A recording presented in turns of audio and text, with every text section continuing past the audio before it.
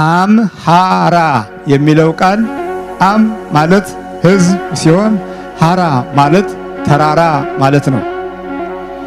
ዛሬ ይሄ ስም በየቦታው የሚጠላ፣ የሚሰደብ፣ የሚወገዝ፣ የሚሰደድ፣ የሚባረር፣ የሚተናኮሉት፣ የሚገፉት፣ የሚነጥቁት፣ የሚቀሙት፣ የሚቀብሩት አይነት ሆነ።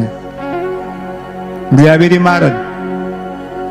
ሎርሃማ አያችሁ፣ ምህረት የማይገባው ሆነን እኮ ነው። ለምን ጣዖት ውስጥ ገባን? ክፋት ውስጥ ገባን? አምላክን ትተን ይሄ ዳፍንታም የሆነ መናፍስት ውስጥ ገባን። እሱ ይሻላል ብለን መረጥን።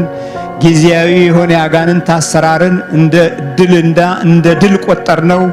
እንዲህ ባለ ሁኔታ ውስጥ የተተካው ትውልድ ምህረት የማይገባው ሆነ። የምህረት ዘመን ሲመጣ ያመዋል፣ ይታወካል፣ ይጨነቃል።